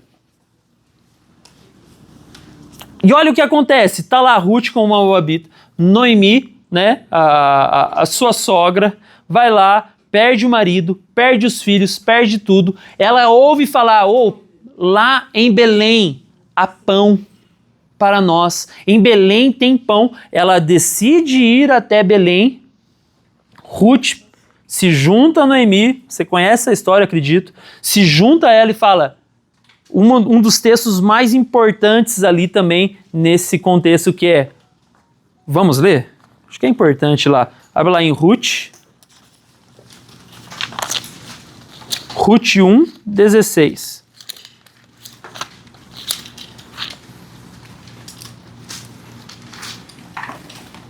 Alguém quer ler? Raul, só um Oi. detalhe, que na verdade, Noemi, não é que ela vai para Belém, ela retorna. a Belém. Retorna. Por causa que eles tinham saído no tempo de fome, no tempo de escassez, e agora ela ouve falar que as coisas melhoraram a Belém. Então ela perdeu o marido, perdeu os filhos e ela vai retornar. Ela volta para sua terra. Verdade, pastora, bem lembrado. Isso mesmo. Alguém pode ler aí Ruth 1,16? Posso ler? Pode ler. Não me proíba de ir com a senhora, nem me peça para abandoná-la. Onde a senhora for, eu irei, e onde morar, eu também morarei.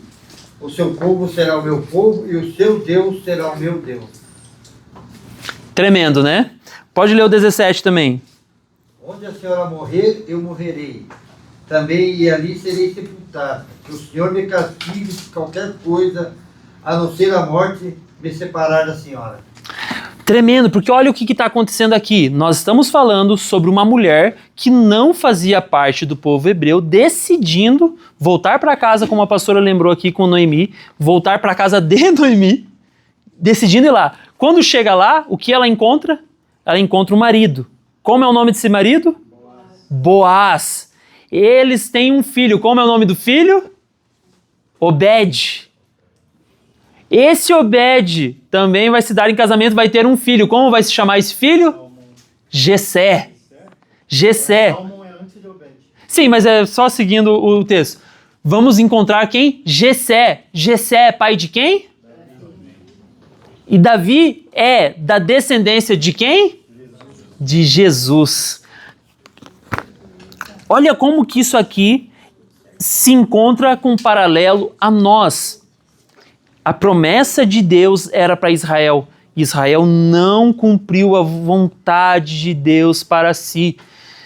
Deus pega uma mulher que não faz parte do povo de Israel, uma moabita, e faz essa mulher entrar dentro da genealogia de Jesus. E hoje, nós que não temos um sangue israelita, somos o quê? Da genealogia de Jesus. O Antigo Testamento se cumprindo no Novo Testamento. Começa lá com Raabe, né, professor? Com uma prostituta, né? Começa com prostituta. Aí vem Raabe, daí ela tem Salmão, Salmão tem Boaz, Boaz, daí vai... É tremendo, né? É tremendo. Amém? Agora aqui a gente, então, encerra esse ciclo dos juízes com o último juiz, que é Samuel, que também era um sacerdote ali, e para a gente começar a entrar na época dos reis, né? E dentro dos reis a gente já vai correr também para os profetas aqui. 9:07. Gente, vocês vão ver, eu vou terminar no meu horário, cara. Eu sou fiel. Então aqui a gente vai passar rapidinho sobre esse aglomerado de livros, né? É como ali, né? Tem essas situaçõezinhas que também fazem parte do micro, né? Mas a gente quer passar pelo macro porque a gente está fazendo um panorama da história, tá bom? Vamos lá. 1 Samuel. 1 Samuel vai relatar ali a história de Saul e Davi. Vai relatar ali o Golias, as situações, aquela briga entre o reinado deles. 2 Samuel vai mostrar o reinado e a ascensão de Davi. O como Davi cresceu como rei, o como Davi, gente, ele conseguiu trazer de volta a nação de Israel a ser aquela vontade de Deus. Por isso que Davi é o rei mais importante da história até hoje. Ele não é apenas o primeiro. Ah, pastor, mas tem Saul. Sim, mas Saul não cumpriu a vontade de Deus. Mas aí, 1 Samuel também é o significado que é o primeiro rei, que o povo não quis saber mais de Deus. Isso. Aí, Governar. olha que interessante isso que você falou. Porque assim, ó, nós temos ali diante dos juízes um governo teocrático. É Deus guiando o povo da maneira que ele queria. Olha o que acontece. Quando o povo pede a monarquia, pede um Deus, o povo não leva em consideração uma coisa. Para acontecer uma monarquia, esse rei, ele precisa de um palácio, de riquezas, precisa de ouro, precisa de diversas coisas. Como que ele ia conseguir essa riqueza? Impostos. O povo não pensou nisso. Se lascou. Literalmente se lascou. Por quê? Para se estabelecer. Olha, imagina, enquanto eles estavam confiando apenas em Deus, eles pediam, tinha maná do céu. Eles pediam, tinha tantas coisas, tinha provisão de Deus. Claro que isso foi antes de entrar na terra, mas vocês estão me entendendo? Que decidir ser governado por Deus, eles tinham muitas coisas de Deus. Mas a partir do momento que eles falam, nós queremos ser governado por um rei da terra, eles não recebem mais a provisão do céu e, além de tudo, eles têm que pagar ainda para viver, gente. Gente, isso é de verdade, com o perdão da palavra, uma burrice. Por quê? Porque, vamos lá, o porquê que eles pediram um rei? Por que eles pediram um rei? Porque eles estavam observando as outras nações. E eles estavam invejando as nações do lado. Porque eles viam o quê? Pô, um rei com riqueza. Só que eles não entenderam que eles iam ter que abrir mão. E daí iam sofrer por causa disso. Daí, beleza, então, bem lembrado, obrigado. Né? 1 Samuel ali, a questão do governo monárquico entrando. 2 Samuel vai mostrar muito bem o reinado de Davi, mas claro que vai mostrar também as quedinhas dele que ele teve lá, ok? 1 e 2 Reis, nós vamos mostrar o reinado e o declínio de Salomão. E 1 e 2 Crônicas é a história dos reis de Israel, tanto do governo do norte como o governo do sul, né? A partir do momento ali que se divide os governos, né? As 10 tribos para um lado e 2 tribos para o outro, mostra isso. Vamos lá. Ó, vemos aqui a história do último juiz, né? Colocando o que eu escrevi. E grande sacerdote, que após ele dará início à monarquia em Israel através de Saul, 40 anos. Samuel acreditava que estava sendo rejeitado, porém quem estava sendo rejeitado era Deus. Israel paga um alto preço por isso. Saul pecou contra Deus e ele levantou um homem segundo o seu coração, Davi. Daí nós temos o quê? De Davi a Salomão. Salomão, gente, ele começa muito bem, porque ele começa pedindo sabedoria para Deus. Ele começa pedindo sabedoria para Deus e a Bíblia diz que Deus dá sabedoria para ele. É interessante porque se nós colocarmos, você vai entender que a sabedoria de Salomão não provém dele. Claro que você vai dizer, provém de Deus, mas provém do que ele aprendeu com Deus. Você vai ver lá no livro de Provérbios, ele falando bem assim, que no muito conselho há a sabedoria. Então ele entendeu que ele, mesmo sendo, e isso é interessante, cara, isso na verdade se hoje liderança de igreja entender isso, liderança num contexto geral, porque isso é a sabedoria que nós encontramos na Bíblia. Liderança da sua casa, liderança de várias coisas. Se você entender que você precisa procurar sempre um homem mais sábio do que você para tomar qualquer atitude, você vai ser considerado mais sábio do que os outros. Porque o que Salomão fazia? Ele buscava sabedoria nos outros. Em muito conselho há sabedoria. Então ele ficava escutando, tô pensando em fazer isso, tal. Até ele conseguir fazer aquilo que era o necessário a ser feito. Essa era a sabedoria que ele tinha. Porém, aonde Salomão errou? Salomão errou no mesmo lugar que o povo de Israel errou quando saiu do Egito e entrou na terra. Salomão começou a fazer acordos com outras mulheres. Quando a gente fala bem assim, que Salomão tinha 700 mulheres e 300 concubinas, né? Tem que pensar que ele tinha 700 sogras também. Cara, é que nem o povo querendo o rei e não sabia dos impostos. Daí o cara vai lá, arruma 700 mulheres, mas esquece que vai ter 700 sogras. Que você perdeu, Gente, vamos lá. Olha como que às vezes a gente pensa errado. Vamos lá, a gente vincula casamento de Salomão, vou ser bem sincero aqui, a ele ter 700 mulheres à sua disposição para fazer o que ele quiser. Não nos vinculamos a isso? Vamos lá, vamos ser sinceros, não vinculamos a isso? Pô, 700 mulheres, 700 mulheres, não tem nem esse ano, 365 dias. O cara não dá conta no ano. Mais as 300 concubinas. Então a gente tá falando de 1000 mulheres. Gente, vamos lá. Olha lá. Ó, pensa aqui comigo. O casamento aqui, nesse caso de Salomão, não era um relacionamento conjugal. Era um relacionamento político, comercial, diplomático. Era isso que ele estava fazendo. Ele estava se unindo com outros povos. Ele estava o quê? Se unindo com uma galera para tentar, talvez, se tornar o mais forte no meio da galera ali. Não tem a ver só com o relacionamento. Amém? Esse casamento era totalmente... Porque ele, com certeza, ele se casar... Ó, com certeza. Gente, isso eu tenho certeza. Que dentro dessas 700 mulheres, tem mulher que ele nunca nem viu. Foi só acordo. Chegou a carta para ele. Opa, sim, vamos casar aqui, porque eu tenho direitos lá. Se ligou? Isso mesmo. Aqui, ó, só o cartão para cá e para lá. Consegue entender, gente? É o mesmo que ele fez com a rainha de Sabá. São acordos políticos que Deus detestou. Deus detestou, porque Deus nunca quis que ele se envolvesse com outros tipos de situação. Olha lá. Salomão quebra os princípios do reino, porque ele fez coisas que em Levíticos ele não podia fazer.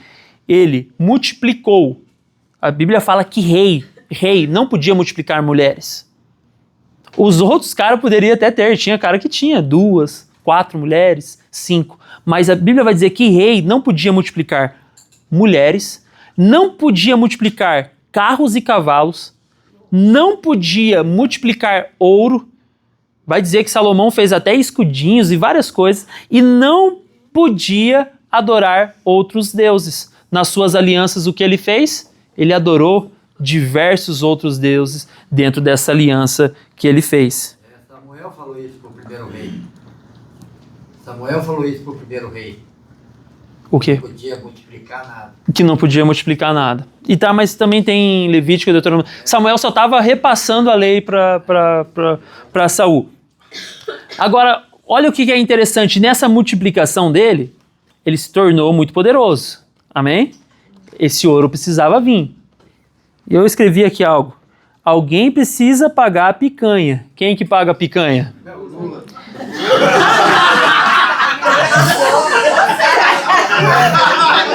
Sempre tem alguém que acredita que o Lula vai pagar a picanha. Sempre tem alguém que acredita que o Lula vai pagar a picanha. Alguém sempre precisa pagar a picanha. E quem paga é o povo. O povo nem ovo tá podendo comer mais. Fica aqui o meu protesto. Amém? Vamos lá. Salomão, ele também escreveu Cantares na sua juventude. Ele escreveu Provérbios na sua maturidade e Eclesiastes na sua velhice.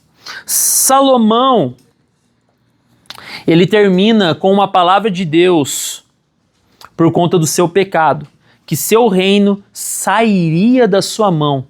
Olha o que acontece. A Bíblia, Deus tinha prometido para Davi que seria uma dinastia através dele. Uma dinastia de reis através do seu sangue, o sangue de Davi. Porém, por causa do pecado de Salomão, que foi tão forte, essa aliança condicional foi quebrada e Deus fala para ele que vai sair. Só que olha que interessante, por amor a Davi, não vai sair agora enquanto você está em vida. Imagina, por amor a Davi, ainda Deus espera Salomão morrer para começar a fazer essa reviravolta no reino de Israel, que vai acontecer ali com Roboão, né, que sucedeu Salomão, que o povo, olha lá que interessante, o povo pede, qual que é a primeira pedida quando Salomão morre e entra Roboão, qual é o primeiro pedido do povo para Roboão? alivia os impostos. Os impostos estão muito pesados. O que o Roboão vai fazer? Ele vai lá e pega, olha aquilo que eu tinha falado sobre o conselho. Ele chega para os sacerdotes ali, chega para os anciões e fala assim, o povo está pedindo para mim aliviar os impostos. O que eu faço? O que os anciões vão falar? Alivia que você vai ter o povo na sua mão. Só que daí Roboão vai lá e também chega para os seus amigos de infância e pergunta, estão falando para aliviar os impostos, o que eu faço? Cara, você tem que mostrar que você é maior do que eles. Você tem que mostrar que você é maior do que o povo. Você tem que mostrar que o dedinho, acho que é isso que a Bíblia fala, né? O dedinho do seu pé, o dedinho do teu indicador, alguma coisa assim, é maior do que todos eles. O que ele vai lá? Ele vai lá e coloca mais impostos. Aí vai acontecer a divisão que Deus já tinha até prometido. É só um cumprimento da palavra. Deus vai acontecer a divisão do reino de Israel, onde vai se separar em 2 povos, né? O povo que continua se chamando Nação de Israel, que são 10 tribos, e outras 2 tribos vai formar o reino de Judá. Então, aqui, por que eu falei que aqui a gente ia juntar todas as coisas e elas iam... É isso mesmo, as 10 tribos do norte formam Israel e as 2 tribos do sul formam o reino de Judá. Nesse período, o reino do norte teve 19 reis e 8 dinastias, e nenhum andou com Deus, até que a Síria vem e leva eles cativo. O reino do sul, diferentemente, nesse período teve governantes bons e ruins. Com aquilo que a Bíblia já falava, com os bons o povo sempre prosperou, mas toda vez que entrou um rei ruim, o povo sofria. Porém, o povo do sul também foi levado cativo, não pela Síria, mas pela Babilônia, por 70 anos, até que o rei Ciro abre as portas para o povo voltar do cativeiro. E daí acontece 3 levas do povo saindo do cativeiro e voltando. Um é sobre a liderança de Zorobabel, agora não lembro quantos anos que demora isso. Outra é sobre a liderança de Esdras, nós vamos encontrar lá no livro de Esdras, e outra sobre a liderança de Neemias, que além de trazer o povo de volta para Israel, fecha todos os muros para que tudo fique legal entre eles. Amém, gente? É bem um apanhadão mesmo aqui aberto sobre os reis e o que aconteceu com eles, para a gente entender. Daí dentro disso, agora a gente vai entrar, né, nos livros poéticos. Então, nós vamos entrar ali no livro de Jó. Já vi alguns teólogos falarem assim que o livro de Jó, ele antecede o Gênesis. Já ouviu isso? Mas, gente, Gênesis é o princípio de tudo. Não tem como. Isso é ilógico. O que acontece e o que eu acredito que o que aconteceu com Jó aconteceu também no período dos patriarcas. Depois do quê? Da globalização através de Babel, Jó, provavelmente algum desses povos.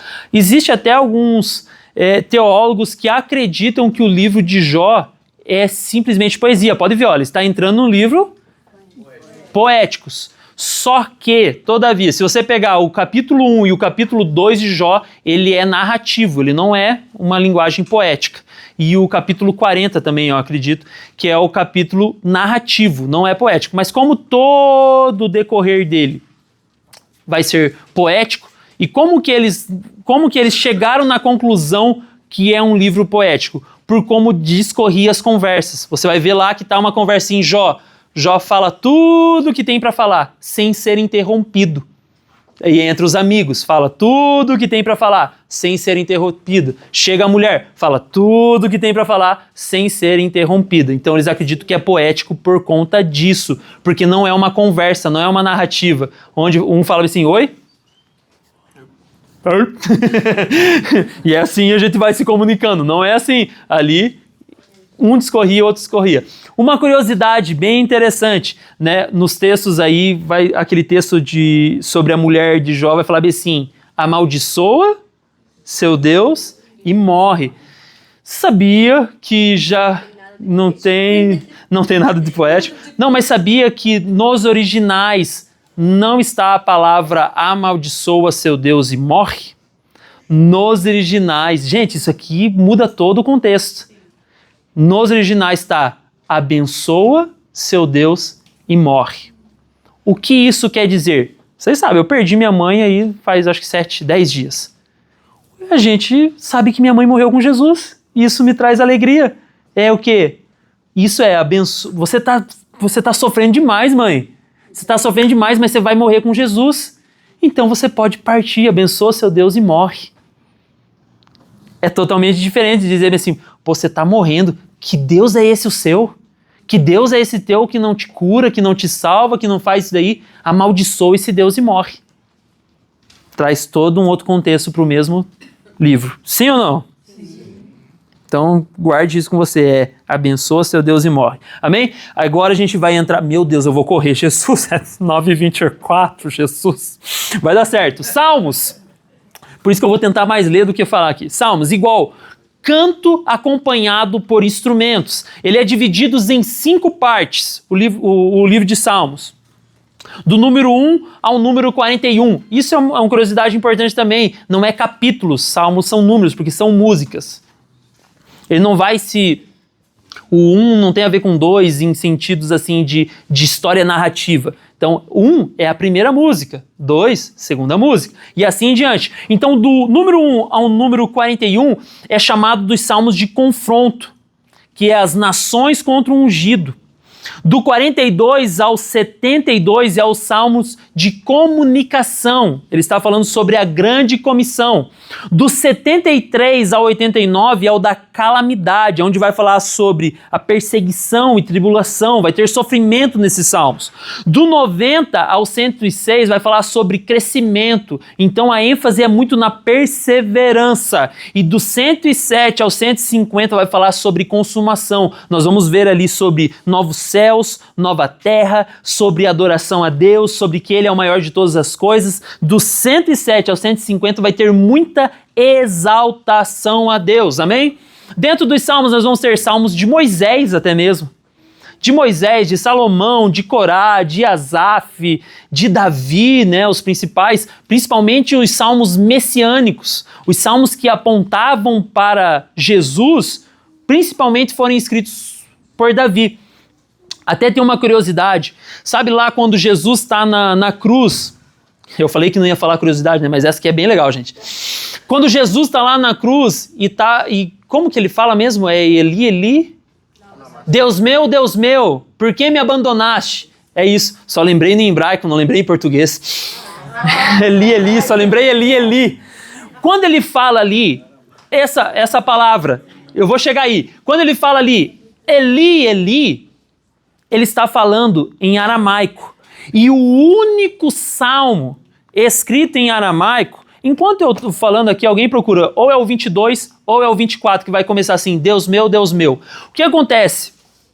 Os talmidins, os discípulos, todos aqueles que seguiam um rabino, 22 ou 24, mas presta bastante, enquanto é o 22? Ah, obrigado. Como que começa ele? Deus meu, por que me abandonaste? Agora segura aqui. Agora, oh meu Deus! Por que eu não canto aquela música? Deus Pai me abandonou, cessou o respirar. É por causa desse texto. Porque Deus não abandonou ele. No sentido literal. Isso aqui é tremendo demais, gente. O que acontece? Quando ele fala lá na cruz, Eli, Eli, ele está falando para os discípulos. Ei, vão lá no livro dos Salmos, vão ver o texto em aramaico. Vão ver lá o Salmo 22, que está dizendo que eu vou morrer, mas eu vou ressuscitar e vocês reinarão comigo.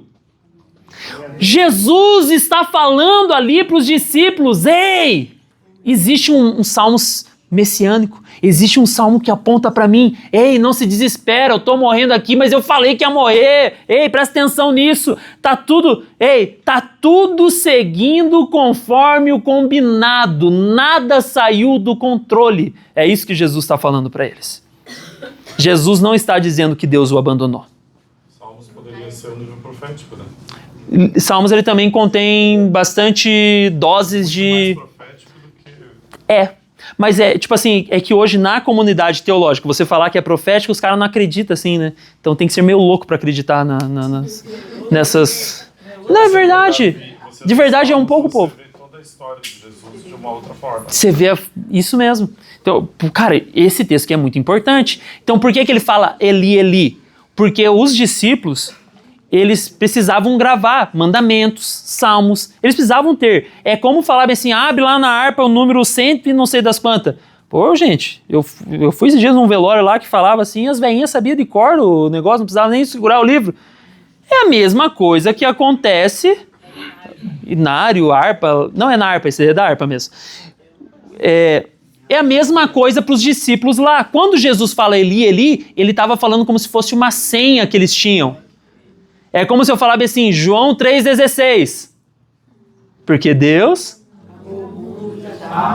Se ligou? É a mesma coisa. É tipo assim, como a Bíblia não era escrita com capítulos, essas coisas, ele estava só dando uma dica. Ei, sai daqui e vai lá ler o Salmo 22, vocês vão entender tudo que eu estava falando. Amém?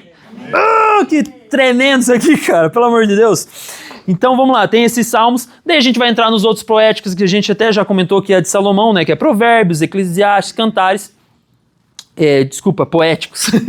Já estou falando profético. Daí a gente entra nos livros proféticos, que é o quê? São os profetas maiores e os profetas menores, como a gente já comentou. Profetas maiores porque tem uma... É maior ali a sua escrita, e menores porque eram menor o que eles profetizaram, a escrita deles, não é uma questão de hierarquia, e esses profetas, eles enquadram-se e entram dentro de todo aquele panorama que a gente falou, desde 1 Samuel até Esdras. Até Esdras, né? Ele se enquadra dentro de todo esse processo, profetizando para o povo de Israel, tentando fazer eles se voltarem para Deus.